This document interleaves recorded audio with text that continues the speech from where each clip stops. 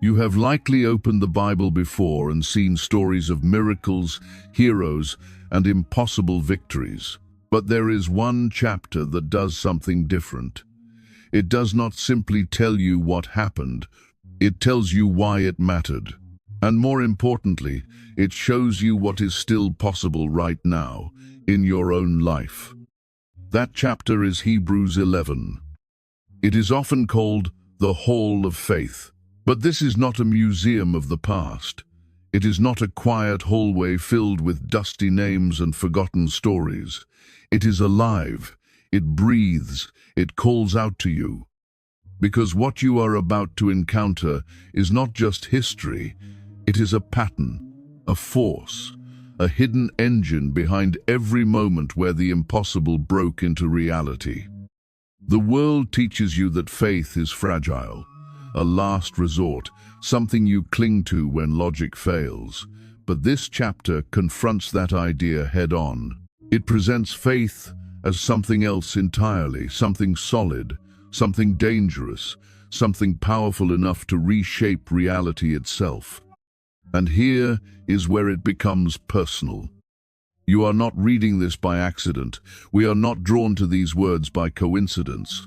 There is something deeper happening, an invitation, not to observe, but to step in, not to admire faith from a distance, but to understand how it works.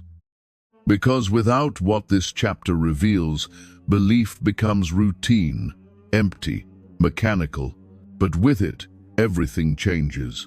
Ordinary people begin to move with purpose, fear begins to lose its grip, and suddenly, the boundaries you once accepted no longer feel permanent. So, the question is not whether this chapter is important.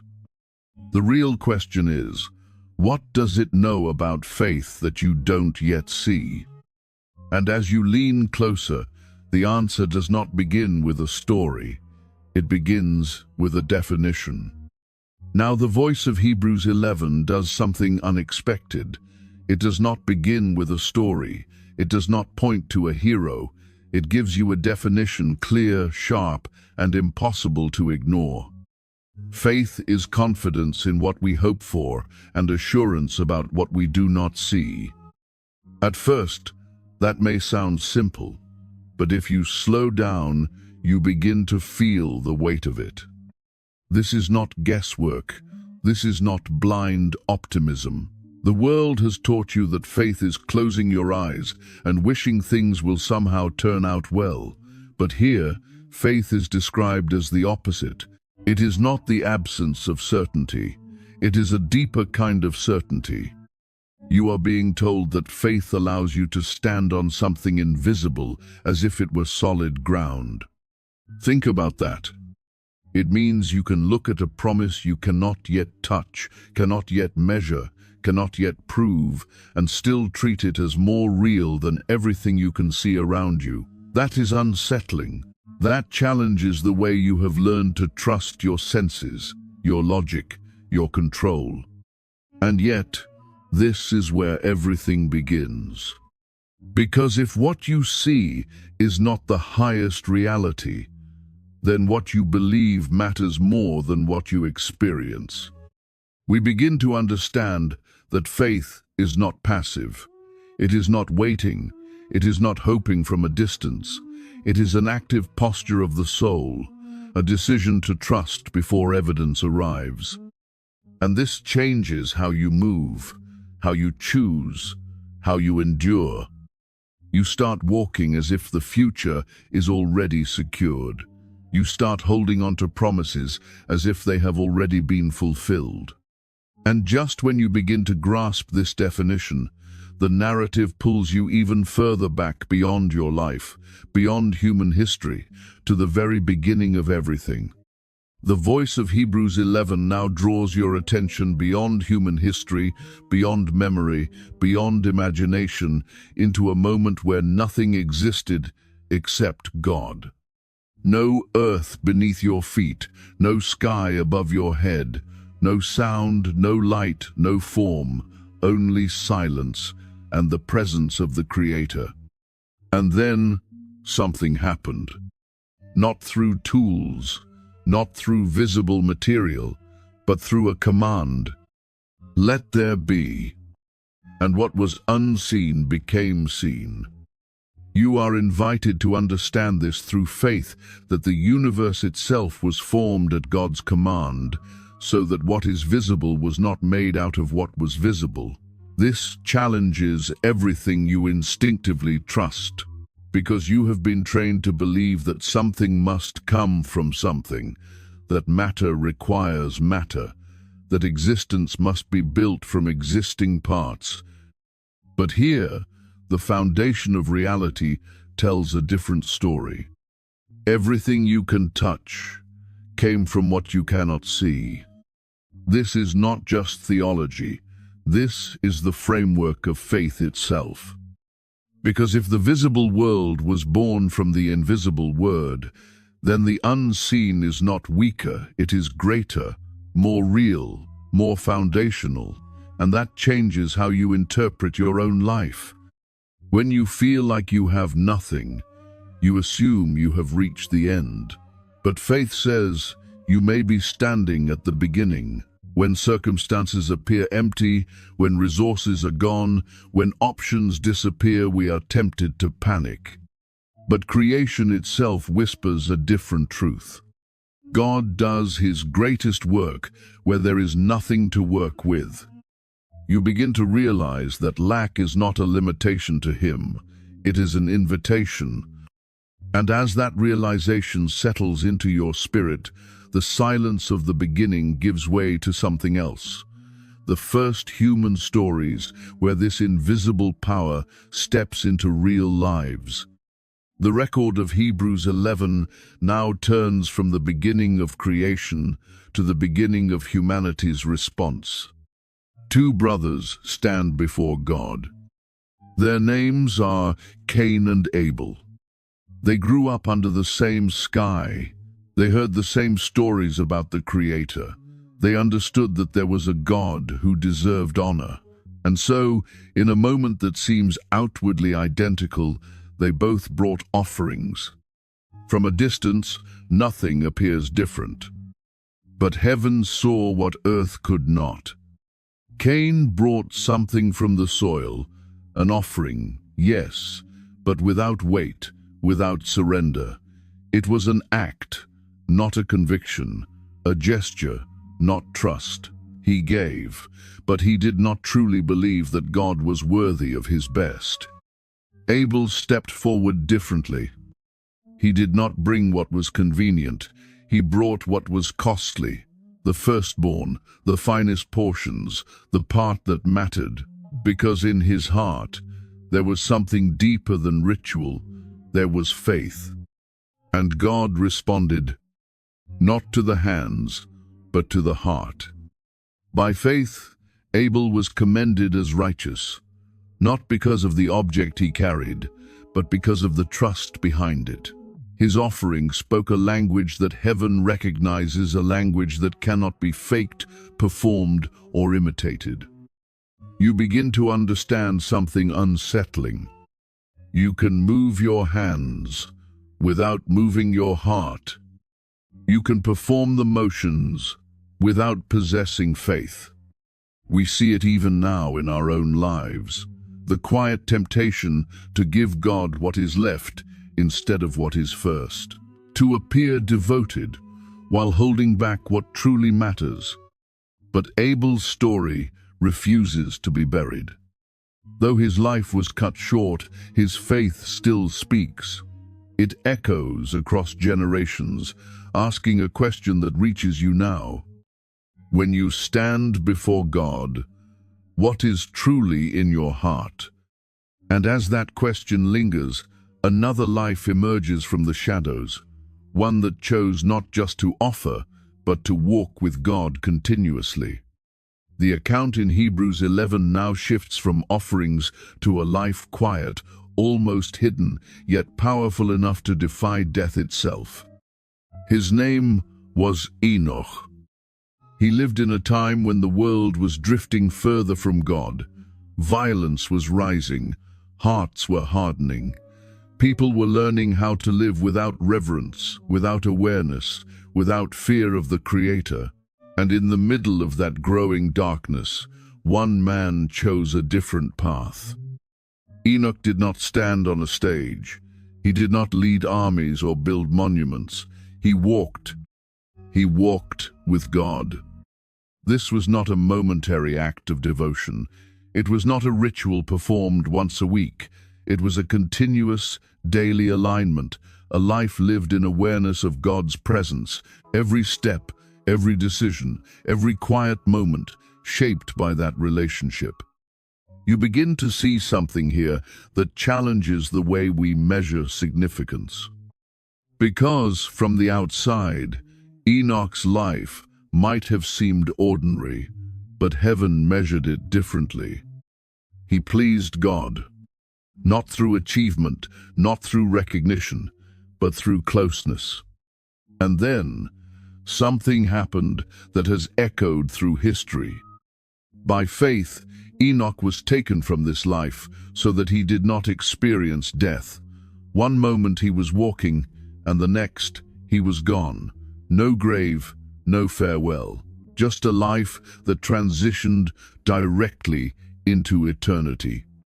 It forces you to confront a truth that cannot be ignored. Without faith, it is impossible to please God. Not good behavior, not outward morality. Faith. You must believe that He is real, and not only real but good, that He responds, that He rewards those who seek Him. Because if you lose that belief, you will eventually stop seeking. We begin to ask ourselves, are we simply living, or are we walking with Him?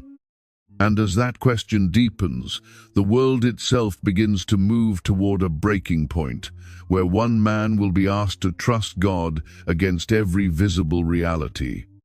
The narrative in Hebrews 11 now moves into a world on the edge of collapse. Corruption had spread like a disease. Violence filled the earth.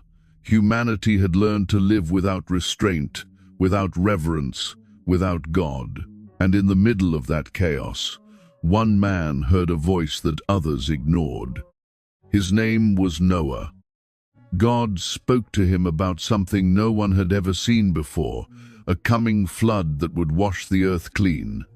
There were no signs in the sky, no storms on the horizon, no history to support such a warning.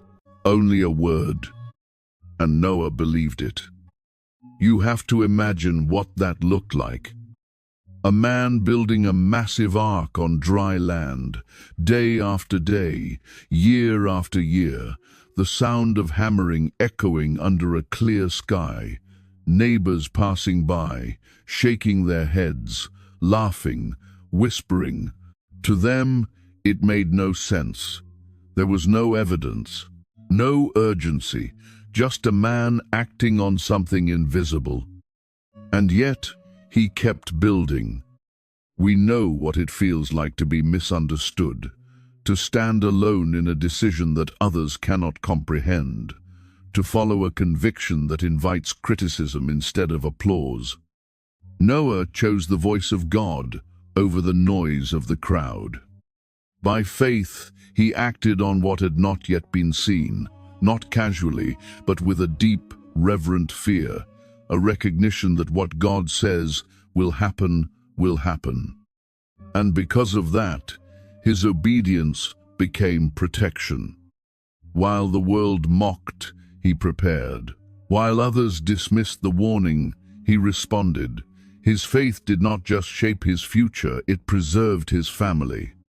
Then one day, the sky changed. The laughter stopped, and what had once seemed foolish became the only thing that made sense. You begin to realize something unsettling. Faith often looks like madness until the moment it proves itself true. And as the waters rise and fall, history prepares to introduce a man who will be called to leave everything behind, guided only by a promise he cannot yet see. The account in Hebrews 11 now draws you into a different kind of test, not one of endurance under pressure, but one of movement into the unknown. His name was Abraham. He lived in a place of stability, a city with structure, with family, with everything that made life predictable. He had roots, he had identity, he had a future that made sense. And then God spoke. Not with a detailed plan, not with a map, not with clear instructions. Just a command: go. Leave your country, leave your people, leave your father's household, step away from everything familiar, and walk toward a land that will be shown to you later. You can feel the tension in that moment, because this is where faith stops being theoretical. It becomes movement. We often want clarity before obedience. We want to see the outcome before we take the first step. But Abraham was given none of that. No destination he could point to, no timeline he could rely on, only a voice and a choice. And he chose to move. By faith he went, even though he did not know where he was going. Imagine the quiet weight of that journey, packing what he could carry, leading his household into open land, each step forward without visible confirmation, each night under the sky, trusting that the one who called him would also guide him. He lived as a stranger, dwelling in tents, never settling, never building permanent walls, because deep within him, something had shifted. He was no longer anchored to what he could see. We begin to understand that faith is not just believing in God's promises, it is reorganizing your entire life around them. It is choosing direction over comfort, trust over certainty. And as Abraham continues walking into a future that has not yet revealed itself, a promise begins to take shape, one that will stretch far beyond land into something far more impossible. The journey recorded in Hebrews 11 now reaches a moment that feels almost unbearable to witness. Abraham had already obeyed the call. He had walked away from certainty. He had believed the promise. And in time, that promise took form in a son, Isaac, the child long awaited, the evidence that God's word could be trusted. And then, without warning, the command came. Take your son, your only son, whom you love, and offer him. You feel the weight of those words. This was not just a test of obedience. This was a confrontation with everything Abraham thought he understood about God. The promise and the command now seemed to collide. How could the future continue if the very source of that future was taken away? We recognize this tension, the moments when what God asks does not seem to align with what he has said, the moments when obedience feels like loss. But Abraham had learned something through years of walking with God. He had learned that God is not limited by what we understand. So he rose early, no argument recorded, no hesitation described, just quiet, deliberate movement toward obedience. Step by step, he climbed the mountain, carrying both the promise and the command in his heart. By faith, he reasoned that God could even raise the dead. That is where faith reaches its highest expression, not when outcomes are clear, but when trust remains in the face of contradiction. The altar was built, the wood was arranged, the knife was lifted, and then intervention. God stopped him. A ram was provided, the sacrifice was made, and in that moment, something was revealed that echoes into our own lives. True faith does not cling tightly to the gift, it trusts the giver above all. We begin to ask ourselves what we are holding on to, and whether we are willing to place it back into God's hands. And as that question lingers, the story continues through generations, carried not by perfection, but by faith that speaks even at the edge of life. The testimony of Hebrews 11 now reveals something deeper than a single life of faith. It shows you a pattern faith that does not end with one person, but moves forward, carried from one generation to the next. It begins with Isaac. Old, his eyesight fading, his body weakening, yet something within him remained sharp. He spoke over his sons not about what was, but about what would be. Blessings shaped not by sight, but by trust. He declared futures as if they were already established. That is what faith does. It speaks into tomorrow with certainty rooted in God. Then comes Jacob, a man whose life had been filled with struggle, with conflict, with transformation. And now, at the edge of death, in a land not his own, he stood leaning on his staff. His body fragile, but his spirit anchored. He blessed the next generation, worshipping even as his strength faded. You begin to see it. Faith does not weaken with age. It becomes clearer. And then Joseph, a man who had every reason to settle, power, influence, security in a foreign land. Yet even at the height of success, he did not forget the promise. As death approached, he spoke of a future he would never see with his own eyes. He gave instructions about his bones, commanding that they be carried out when God would lead his people home. Think about that. A coffin waiting for generations, not as a symbol of death, but as a declaration of hope. We begin to understand that faith is not confined to a moment. It stretches beyond a lifetime. It plants seeds in the future, trusting that God will fulfill what he has spoken, even if we are no longer here to witness it. And as centuries begin to unfold, that quiet, enduring faith prepares to rise again, this time in a moment of danger, where courage must confront fear at the very beginning of a life. The testimony in Hebrews 11 now brings you into a moment of decision, one that defines the direction of an entire life. His name was Moses. He was not raised in struggle. He was raised in privilege. Inside the palace of Egypt, surrounded by wealth, power, and opportunity, the finest education, the highest status, a future secured within the most powerful empire of his time. From the outside, everything pointed to one path. Stay. Remain where comfort is guaranteed. Embrace the identity given to you. Live a life untouched by suffering. But something deeper stirred within him, because Moses knew who he truly was. He was not Egyptian. He belonged to a people enslaved, broken, forgotten, and in that realization, a choice emerged clear, unavoidable, and costly. You can feel the weight of it, because we face the same tension. The pull of comfort against the call of truth, the promise of temporary pleasure against the reality of eternal purpose. By faith, Moses refused to be known as the son of Pharaoh's daughter. He stepped away from everything the world would call success, not because it had no value, but because it could not compare to what God had prepared.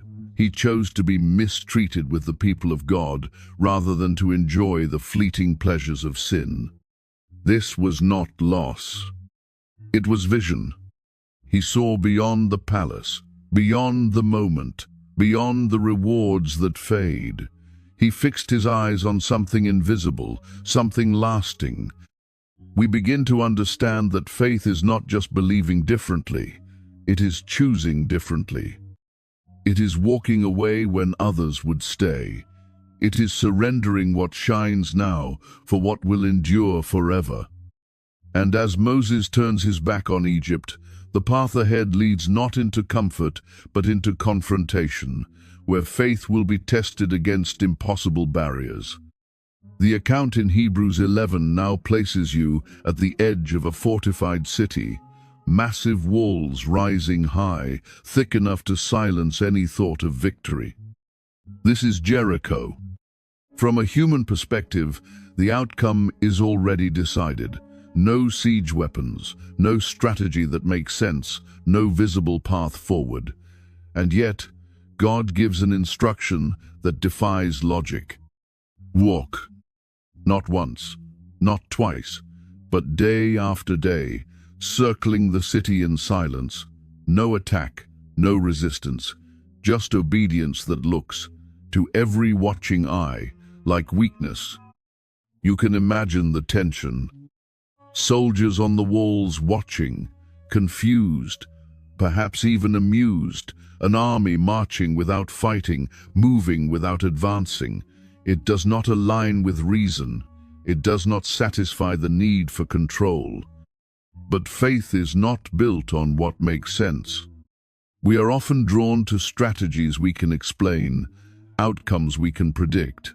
But here, faith demands something else. Trust that God's method, no matter how strange, carries his power. And so they walked. Day after day, step after step, until the final moment came, a command to shout, to release a sound into the impossible. And the walls fell. Not gradually, not partially, completely. Faith had done what force could not. Inside that same city lived a woman named Rahab. Her past did not qualify her. Her reputation did not elevate her. By every standard, she stood outside the promise. And yet she heard, she believed, she acted. While others trusted walls, she trusted God. She hid the spies. She aligned herself with a future she could not yet see. And when destruction came, she and her household were spared. We begin to see that faith is not reserved for the perfect, it is available to the willing. It reaches beyond logic, beyond background, beyond expectation. And as the dust of Jericho settles, history begins to reveal that even flawed lives can become instruments of something far greater. The narrative in Hebrews 11 begins to accelerate, as if the writer can no longer linger on each story. The list grows, the names come faster, and you start to notice something unexpected. These are not flawless people. They are not polished, perfect examples of righteousness. In fact, many of them carry stories marked by fear, failure, and contradiction, and yet they are remembered here not for their weakness, but for their faith. Consider Gideon. When he was first called, he was hiding, afraid, uncertain. He questioned God repeatedly, asking for signs, reassurance, proof. By every measure, he did not look like a hero. And yet, when he finally trusted, his weakness became the stage for God's strength. Or Samson. Gifted with extraordinary power, yet often led by impulse. His life was marked by poor decisions, pride, and compromise. He fell, he was broken, and he lost everything.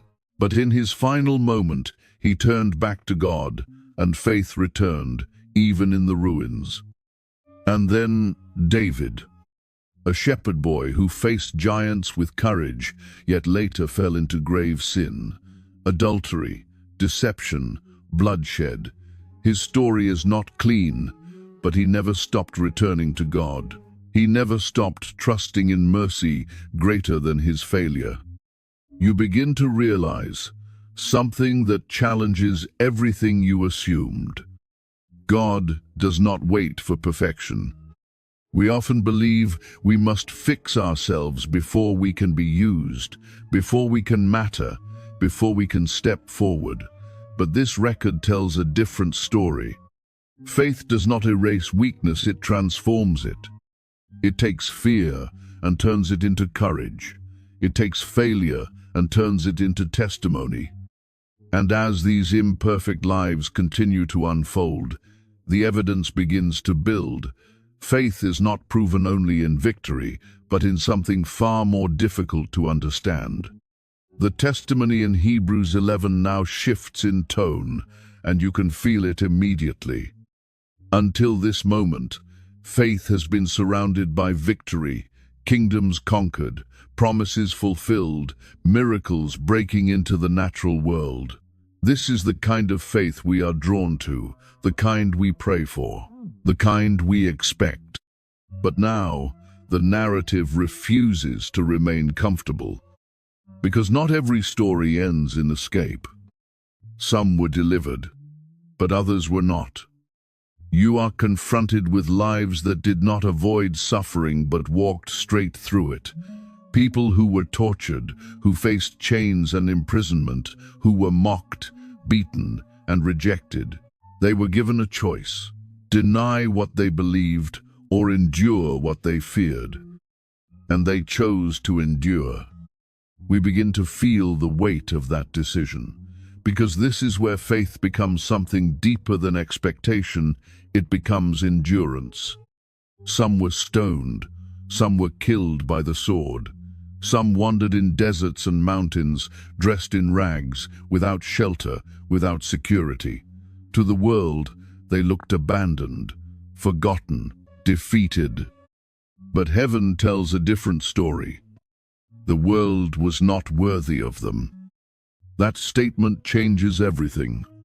What appears as loss on earth is seen as honor in eternity. What looks like weakness is, in reality, unbreakable strength. These were not people who lacked faith, they were people whose faith was refined by fire. We often believe faith will remove pain, but here we are shown that faith can remain even when the pain does not leave. It is easy to trust when outcomes are favorable, but what happens when they are not? This is the question that presses in on us now. Because faith is not only proven when it delivers, it is also revealed when it sustains. And as this realization settles deeply within us, another truth begins to emerge, one that reaches beyond suffering into something still incomplete. The message of Hebrews 11 now brings you face to face with a truth that many would rather avoid. Faith does not guarantee an easy life. This is where expectations begin to shift, because we are often drawn to faith for what it can give: breakthroughs, protection, answers, relief. We want the kind of faith that opens doors, that parts seas, that brings victory in ways the world can recognize. But here, you are shown something deeper. Faith is not defined by the outcome. It is defined by the trust that remains regardless of the outcome. We begin to see that there are two paths where faith operates with equal power. In one, deliverance comes. The fire is quenched, the danger passes. The story ends in visible triumph. In the other, the fire remains, the pressure does not lift. And yet, faith does not collapse. Both require the same foundation. Because faith is not built on circumstances, it is built on who God is. We often assume that if things go well, God is present, and if they do not, something has gone wrong. But this perspective cannot survive what we are seeing here. There are moments when faith changes the situation, and there are moments when faith carries you through it. We recognize this tension in our own lives. The prayers that are answered and the ones that seem to remain unanswered. The doors that open and the ones that stay closed. And still, the call remains the same. Trust. Not because everything makes sense, not because the outcome is guaranteed, but because God is unchanging. This is the kind of faith that does not depend on visible results. It stands in both joy and suffering, anchored to something beyond what we can control. And as this truth settles into your understanding, another realization begins to surface, one that stretches across time. revealing that even the greatest acts of faith were still waiting for something more. The testimony of Hebrews 11 now arrives at a conclusion that feels both beautiful and unsettling. All these lives, all these acts of faith, all these moments where the invisible became real, yet something remained unfinished. They were commended, recognized, remembered, but they did not receive the fullness of what was promised. You can feel the tension in that truth, because everything in us expects resolution. We want the story to close with completion, with fulfillment, with visible reward. But here, the narrative resists that expectation. It leaves space, an open ending that stretches beyond their lifetimes. They saw the promises from a distance. They believed in something they could not fully grasp. They trusted in a future they would never physically step into. Generation after generation carried that same hope, a coming redemption, a restoration, a Savior who would make all things right. But they died before it arrived. We begin to understand that their faith was not rooted in immediate results. It was anchored in something far greater than personal fulfillment. They trusted not just in what God would do for them, but in what He would accomplish beyond them. This shifts the way we think about faith, because we often measure faith by what we receive, but here, faith is measured by what we are willing to trust without receiving. They lived in the shadow of a promise. We stand in its unfolding, and suddenly, the distance between their story and ours begins to disappear. What they were waiting for, we are now connected to. Their journey did not end, it extended. And as this realization takes hold, a deeper truth begins to rise, one that reveals we are not separate from them, but part of the same unfolding story. The message of Hebrews 11 now shifts from reflection to responsibility. What you have witnessed is not a closed story. It is a relay. Generation after generation, lives shaped by faith have carried something forward through uncertainty, through sacrifice, through time itself. They did not run aimlessly. They ran with direction, with purpose, with endurance. And at the end of their stretch, they did not hold on to what they carried. They passed it on. Now, you begin to realize something that changes everything. The story did not stop with them. It has reached you. We are not standing outside this narrative as observers. We are inside it, positioned in a moment where the past and the future intersect. What they believed in, what they carried, what they endured, it has all led to this point. And now, the question becomes unavoidable. What will we do with what has been placed in our hands? Because faith was never meant to remain theoretical. It moves, it advances, it demands response. Just as they stepped forward without complete understanding, we are now faced with the same invitation to continue, to trust, to act. You can feel the weight of it, not as pressure, but as purpose. We are part of something that stretches beyond our individual lives, a single story unfolding across centuries where each generation is given a moment to respond. Some ran in obscurity, some ran in suffering, some ran in visible victory, but all of them moved forward, holding on to something unseen.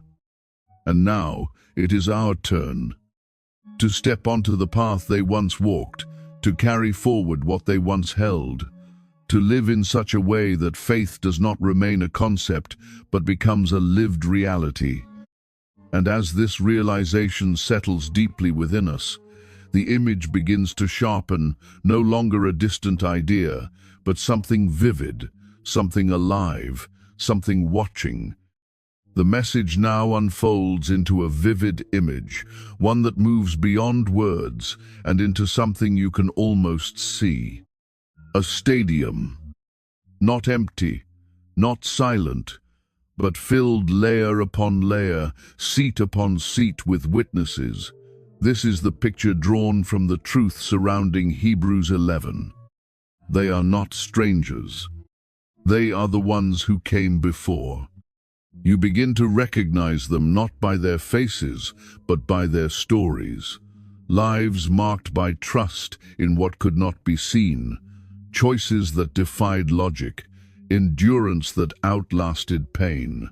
They are gathered not as distant figures, but as those who have already run their race. And now they are watching, not with judgment, but with anticipation. Because down on the track, it is your turn. We often feel alone in our struggles, as if our decisions exist in isolation. But this image disrupts that illusion. It reminds us that we are surrounded not physically, but spiritually by a great cloud of witnesses. They understand the weight you carry.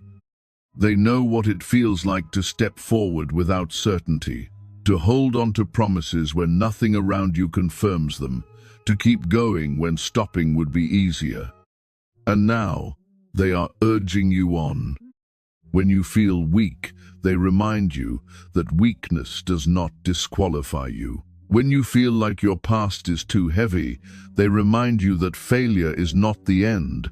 When the path ahead feels impossible, they remind you that faith has already walked through impossibility before. We begin to see that this race is not about speed, it is about perseverance.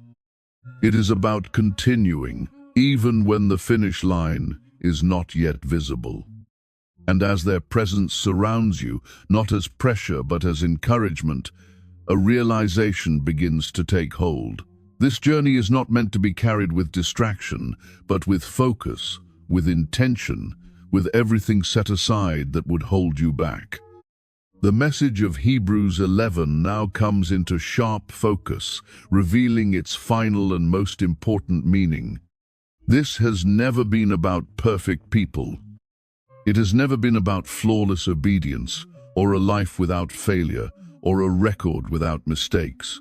If that were the requirement, the story would be empty. No names would remain, no examples would stand. Instead, something else has been quietly building beneath every moment, every decision, every act. Faith. Not as a feeling, but as a response. You begin to understand that faith is not something you claim, it is something you live. It is seen in movement, in choices, in actions that often do not make sense to anyone watching. It is building when there is no rain, walking when there is no map, trusting when there is no visible outcome. We often believe that what separates us from God is our imperfection, that we must somehow reach a certain level before we are accepted, before we are seen, before we are used. But this message removes that burden. It replaces perfection with trust. It tells you that what God is looking for is not your ability to get everything right, but your willingness to believe Him, to rely on Him, to step forward even when uncertainty surrounds you. That changes everything. Because now, faith becomes accessible. Not reserved for the extraordinary, but available to the ordinary. Not dependent on strength, but on surrender. Not measured by success, but by trust. We begin to see that every life, no matter how broken or uncertain, can become part of something greater if it is anchored in this kind of faith. And as this realization settles, the story does not close. It points beyond itself, toward the one who stands at the center of it all, the one who makes this kind of faith possible. The message now draws your attention to the center, the point where every line, every life, every act of faith quietly converges. It has always been leading here, toward Jesus Christ. You begin to see that none of the stories stand alone. They were never meant to. Each one carried a direction, a longing, a forward motion toward something not yet revealed. They trusted in promises they could not fully understand, in a future they could not yet see. But now, what they anticipated has a name: Jesus. He is not just another figure in the story. He is the origin and the completion of it, the one who initiates faith and the one who brings it to fulfillment, the unseen thread that held every life together, even when they did not yet know him fully. We often think of faith as something we generate, something we build through effort, through discipline, through willpower. But here, that idea begins to break apart. Because faith does not begin with us. It begins with him. He is the one who called, who sustained, who gave strength when strength was gone. The courage to move, the endurance to continue, the trust to believe none of it exists apart from him. You start to understand that faith is not just about looking forward. It is about fixing your eyes. Not on outcomes, not on circumstances, not even on yourself, but on Jesus. And this changes how you walk. Because when your focus shifts, your fear begins to lose its hold. Your uncertainty no longer defines your direction. You are no longer trying to create faith. You are responding to the one who already holds it together. We begin to feel it, this quiet, steady pull towards something deeper, something personal. And as that focus sharpens, the question begins to rise. Not about who he is, but about how you will respond to him. The message of Hebrews 11 now becomes intensely personal. It is no longer describing others. It is addressing you. Because everything you have heard, every life, every choice, every act of faith has been leading to this moment, not as information, but as invitation. There is still space. The whole of faith is not complete. It is not sealed off as a finished record of the past. It is open, waiting, and that changes how you see yourself. You are not too late. You are not disqualified by your past, your doubts, or your limitations. The pattern has already been established: ordinary people, uncertain circumstances, impossible situations, and a decision to trust God anyway. That is what you are being called into. Not a comfortable life, not a predictable path, but a life that only makes sense if God is real. A life where your choices reflect trust in something unseen, something unshakable. The world will offer alternatives. It will tell you to rely on what you can control, to build your security on money, status, knowledge, or systems that appear stable. But all of those things can shift. They can fail. They can disappear. Only one foundation remains. And you are being asked quietly, but clearly, what will you build your life upon? We feel the tension of that question because it requires more than agreement. It requires action. It requires stepping forward when certainty is not guaranteed. Faith is not proven in what you say. It is revealed in what you do next. Will you trust when it is inconvenient? Will you stand when it is costly? Will you move when there is no clear path? Because the story is still being written, and your life is the next line.